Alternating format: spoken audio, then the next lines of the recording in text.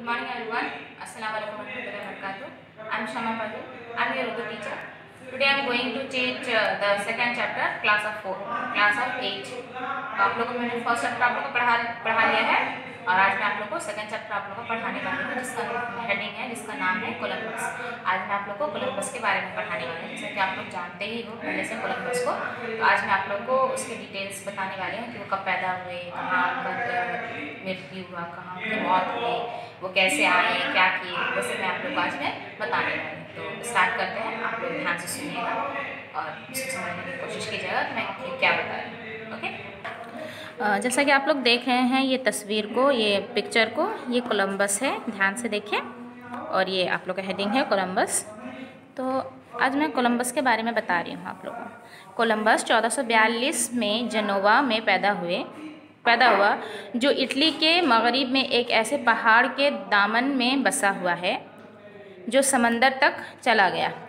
Columbus जो थे उनकी पैदाइश जो थी 1442 ईस्वी में हुई थी और वो उनकी पैदाइश जहाँ हुई थी उनका नाम था जेनोवा में पैदा हुए थे, जो इटली के मगरिब में ऐसे पहाड़ के दामन में है। दामन यानी कि उसकी जो नीचे का जो सिरा होता है उसको दामन बोलते हैं। तो ऐसे दामन में बसा हुआ है जहाँ से जहाँ पे बसा हुआ है जेनोवा, वहाँ तक समंदर तक जाता है। चूँकि जेनोवा के बंदरगाह थी, जेनोवा बंदरगाह गार की बंदरगाह थी, इसलिए वहाँ रोज़ ही गार के जहाज़ आया करते थे। बंदरगाह जो जेनोवा जो था वो गार का बंदरगाह था। बंदरगाह यानी कि जहाँ पे बंदरगाह या जहाँ यानी कि जहाँ बाहरी जहाज़ आके ठहरते हैं, वहाँ पे रुकते हैं, तो उसको बंदरगाह कहते हैं। तो वो गार की बंदरगाह थी जहाँ पे बहुत सारे जहाज़ों का आना जाना था, जिन्हें देखने के लिए कोलंबस हम उम्र लड़कों के साथ बंदरगाह की सैर को जाया करते थे। जो जहाज़ों को देखने के लिए कोलंबस जो थे वो हम उम्र यानी कि अपने ही उम्र के लड़कों के साथ वो बंदरगाह को देखने के लिए जाया करते थे। मशरकी मुल्कों से आने वाले उन टापू को देखता जिनमें से बड़ी अजीब खुशबू निकलती। ये चीज़ें खानों को ज़्यादा मज़ेदार बनाती थी। कोलंबस जो थे वो जहाज़ों को देखते थे जो बाहरी देश से आते थे, बाहरी मुल्कों से आते थे, उनके टापुओं को देखते थे, तो वहाँ से बहुत ही अजीब, बहुत मज़ेदार खुशबू निकलती थी। जो ये चीज़ें खाने में ज़्यादा मज़ेदार बनाती थी। खाने को जो जायकेदार बनाता है वो इन टापुओं में बनता था, वो बहुत अच्छी खुशबू थी, वही खाने को जायकेदार बनाता था। बच्चों, तुम अब भी नहीं समझे कि उन टापू में क्या भरा था। बच्चों, तुम लोग अभी भी नहीं समझे हो कि उन टापू में जो था वो क्या भरा था। अरे भाई, गरम मसाले हुआ करते थे। तुम लोग को इतना समझ में नहीं आया अभी तक कि उस टापू में क्या भरा पड़ा था, जिससे जो खाने होते हैं वो स्वादिष्ट बनते हैं, जो जायकेदार बनते थे। तुम लोग को इतना दिमाग नहीं आ रहा है कि उसमें गरम मसाले भरा था। जो टाबू थे उसमें गरम मसाले भरे थे, तभी तो इतनी अच्छी खुशबू आ रही थी उससे। उनके टाबू में उनके अलावा जावित्री, काली मिर्च, सौंठ और कीमती जवाहरात होते थे। गरम मसालों के अलावा उनके जो टाबू में थे वो जावित्री, जिसको जायफल बोलते हैं, जावित्री, काली मिर्च, सौंठ और कीमती जवाहरात भी होते थे। ये सब देखकर कोलंबस और उसके दोस्तों को ख्याल जीने नहीं देता था कि हम कब बड़े होंगे और कब नए नए मुल्कों में जाकर ऐसी अनोखी और कीमती चीज़ें लाएंगे। ये सब देखकर कोलंबस और उनके जो दोस्त थे उन लोगों को ये सोच जीने नहीं देती थी कि हम लोग कब बड़े होंगे और हम लोग कब दूसरे मुल्कों में, बड़े बड़े मुल्कों में जाकर ये सब कीमती सामानें लाएंगे और नई नई जगह को देखने को भी मिलेगा। तो हम लोग कब बड़े होंगे, हम लोग को ये समझ में नहीं आ रहा। ये सोच उन लोग को सता रही थी, कोलंबस और उनके दोस्तों को ये सोच सता रही थी कि हम लोग कब बड़े होंगे और बाहर के देशों में जाएंगे, बाहर के मुल्कों में जाएंगे, नई नई देशों को देखेंगे और ऐसी कीमती बहुत सारी चीज़ें को लाएंगे। कोलंबस को तो ये हसरत थी। इधर उसके माँ बाप ने उसे स्कूल भेज दिया। कोलंबस का बाप चूँकि इंसाफ क्या करता था, इसलिए उसकी ख्वाहिश थी कि वह भी थोड़ा लिख पढ़कर उसके काम में हाथ बटाए। कोलंबस को हसरत थी, कोलंबस जो था उसको हसरत थी कि मैं ये सब बड़ा हो जाऊं, जल्दी से नई नई मुल्कों को घूमूं, ये सब सामानें लाऊं। और उसके बाद क्या हुआ कि उसके जो बाप थे, जो उसके वालिद साहब थे, माँ बाप थे, उसको स्कूल भेज दिया करते थे। और स्कूल इसलिए भेजते थे क्योंकि जो उनके वालिद साहब थे वो इंसाफ क्या करते थे, तो वो सोचते थे कि उनकी जो ख्वाहिश थी कि वो थोड़ा सा कोलंबस पढ़ लिख सके तो मेरे काम में थोड़ा सा हाथ वो बटा सके।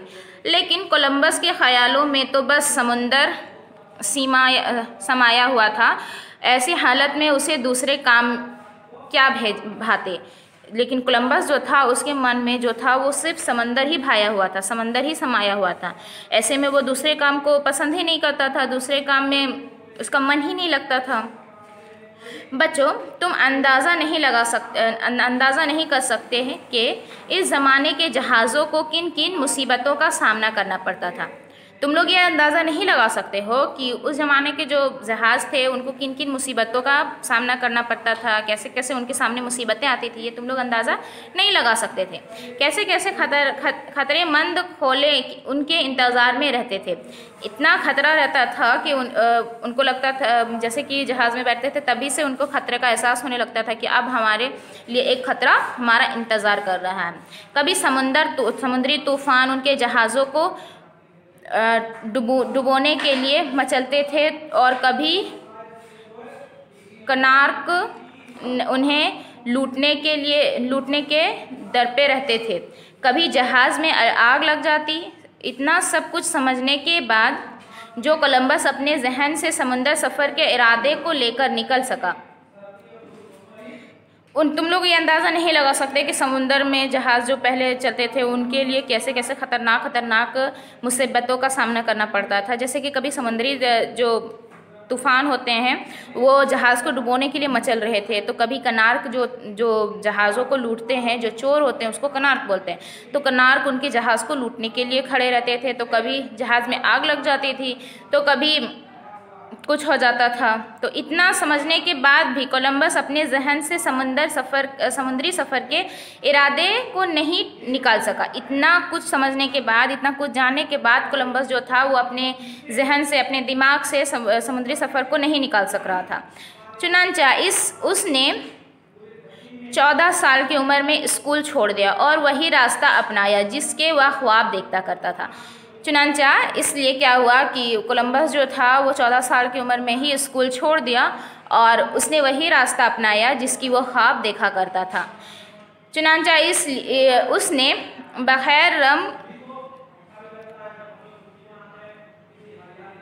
और इसके लिए आसपास बहुत से सफ़र किए। जो बग़ैर रहम चुनांचा उसने बग़ैर करम जो मेडिटरनल सी है उसके लिए आसपास बहुत से सफ़र किए। उन छोटे सफ़रों में उसको बहुत से खतरात का सामना करना पड़ा। वो छोटा सफ़र से स्टार्ट किया, छोटा सफ़र से शुरू किया, लेकिन उस छोटे सफ़र में भी उनको बहुत ज़्यादा खतरा का सामना करना पड़ा। उसके बाद उसने बग़ैर राह दम से बाहर निकलकर सफ़र किए। उसके बाद उसने उस बग़ैर राह दम से जो था उससे बाहर निकलकर सफ़र करना शुरू कर दिया। समुद्री खतरों के अलावा इस ज़माने के लोग इस बात पर कतई यकीन नहीं रखते थे कि ज़मीन चपटी नहीं गोल है। समुद्री खतरा के अलावा उस ज़माने के जो लोग थे वो कभी भी ये बात पे यकीन नहीं रखते थे कि यकीन नहीं रखते थे कि ज़मीन चपटी नहीं गोल है। ये जो लोग थे वो कभी यकीन नहीं कर रहे थे कि ज़मीन गोल है, चपटी नहीं है। वो लोग मानते थे कि ज़मीन चपटी है। ये बात भी समुद्री सफ़र के लिए एक बहुत बड़ी रुकावट थी। ये बात जो था ये भी समुद्री सफ़र के लिए बहुत बड़ी रुकावट थी। इल्म की कमी के इंतहा ये थी कि कतब नमा को वह लोग जादू का आलम समझते थे। इल्म की इतनी कमी थी, उनके अंदर पढ़ाई लिखाई की इतनी कमी थी कि वो लोग सब कुछ जादू समझते थे। कुछ असलियत में नहीं समझते थे, कुछ मतलब कि कुदरत नहीं समझते थे, सोचते थे कि ये सब जादू हो रहा है। इसके बरअक्स को कोलंबस था कि ज़मीन गोल होने पर यकीन करता था, लेकिन एक ऐसा इंसान कोलंबस ही था जो सोचता था, जो समझता था कि ज़मीन गोल है। वह एक माहिर नक्शा नवेसी था और अक्सर अच्छी अच्छी किताबें पढ़ता रहता था। वो एक माहिर नक्शा नवेसी था, यानी कि वो नक्शा को ड्रॉ करता था, नक्शा बनाता था। वो बहुत ही अच्छा नक्शा बनाने वाला था और अक्सर अच्छी अच्छी बातें करता था, अच्छी अच्छी किताबें पढ़ता था। उसने मार्को पोलो सफ़रनामा कई बार पढ़ा था। उसने मार्को पोलो सफ़रनामा जो था, वो बुक जो था, वो बहुत बार ही पढ़ा था। हालांकि उसे छपे हुए 100 साल हो चुके थे। हालांकि जो वो मार्को पोलो नामा था, उसको छपे हुए 100 साल हो चुके थे, पर फिर भी वो बार बार उसको पढ़ा करता था। दूसरे जहाज़ों की तरह कोलंबस भी यही चाहता था कि नए रास्तों से उनकी मुल्कों में जाए जहाँ जवाहरात, गरम मसाले और रेशम वगैरह मिलते हैं। कोलंबस दूसरे जहाज़ों के साथ यही चाहता था, वो यही चाहता था कि हम दूसरे मुल्कों में जाएं, नए नए मुल्कों में जाएं जहाँ पे कीमती जवाहरात मिले, गरम मसाले मिले और रेशम वगैरह मिले। कोलंबस भी हर आदमी की तरह दौलतमंद बनना चाहता था। कोलंबस जो था वो भी हर आदमी की तरह, हर इंसान की तरह दौलतमंद बनना चाहता था। वो सोचता था कि मेरे पास भी बहुत सारा दौलत हो, और दौलत कमाने के लिए समुद्री सफ़र ज़रूरी था, और दौलत कमाने के लिए, दौलतमंद बनने के लिए समुद्री सफ़र जो था वो बहुत ज़रूरी था। और समुद्री सफ़रियों ही नहीं हो जाते कि लेकिन पैसा चाहिए। समुद्री सफ़र जो था वो यूं ही थोड़ी ना हो जाता है, उसके लिए भी पैसा चाहिए। अगर पैसा नहीं रहेगा तो फिर आप समुद्री सफ़र नहीं कर पाओगे। और पैसा कोलंबस के पास नहीं था, और कोलंबस के पास जो था वो पैसा था नहीं, तो फिर वो क्या करता। अब कोलंबस क्या करे, अब वो क्या करे, वो सोच रहा था। वह पहले पुर्तगाल के बादशाह के पास गया, मगर वहाँ से कोलंबस को सारा जवाब मिला। वो जब बादशाह के पास गया तो वहाँ गया तो कोलंबस को सारा जवाब मिल गया। उसके बाद वह स्पेन गया, मगर वहाँ भी इसका काम नहीं बना। उसके बाद वो स्पेन के बादशाह के पास गया, स्पेन गया, लेकिन वहाँ भी उसका काम नहीं बना, वहाँ भी उसको कोई पैसा नहीं दिया। एक वक्त ऐसा भी आया कि उसका मजाक उड़ाने लगे। एक वक्त ऐसा आया कि लोग जो थे वो उसका मजाक उड़ाने लगे, उसका मजाक बनाने लगे। उसे दीवाना पागल कहा गया। कोलंबस जो थे उसको एक वक्त ऐसा आया कि लोग उसका मजाक बना रहे थे, उसे दीवाना पागल कहते थे। जब अपने ही मुल्क में उसकी ये दुर्गत बनी तो वह इंग्लैंड और फ्रांस गया। जब अपने मुल्क में उसकी बहुत ज़्यादा बेइज्जती हुई, बहुत ज़्यादा मजाक उड़ाया गया, तो वो क्या किया कि वहाँ से हट गया, और वहाँ से हटने के बाद वो इंग्लैंड और फ्रांस गया। वहाँ भी नाकामी उसका इंतज़ार कर खड़ी थी। वहाँ भी जो था वो नाकामी इंतज़ार कर रही थी, वहाँ भी उसका काम नहीं बना। कोलंबस ने अपने इस इरादे को हमेशा हमेशा के लिए ख़त्म करने से पहले एक बार फिर स्पेन से मदद मांगी। कोलंबस सोचा कि अब तो मेरा कहीं भी काम नहीं बन रहा है, अभी सब जगह में हमको नाकामी ही मिल रहा है, तो हम एक बार आखिरी बार स्पेन जाकर फिर से ट्राई करते हैं, फिर से कोशिश करते हैं। चुनांचा वह मुल्क स्पेन स्लापीला से एक पादरी के ज़रिए मिला। एक पादरी जो फादर होते हैं चर्च के, उसके ज़रिए सिलापीला के पादरी के ज़रिए से मिला। मुल्क ने दरियाफ्त किया कि इस सफ़र में कितने पैसे खर्च होंगे। मुल्क ने उनसे दरियाफ्त किया कि इस सफ़र करने के लिए कितने पैसे खर्च होंगे। तो मैं आप लोग का जो चैप्टर है कोलंबस, तो मैं आप लोग का चैप्टर जो है वो यहीं पे ख़त्म करती हूँ। टॉपिक 1 के नाम से आगे का जो वीडियो होगा मैं टॉपिक 2 के नाम से आप लोग को नेक्स्ट वीडियो में बताऊँगी। Okay, thank you, have a nice day.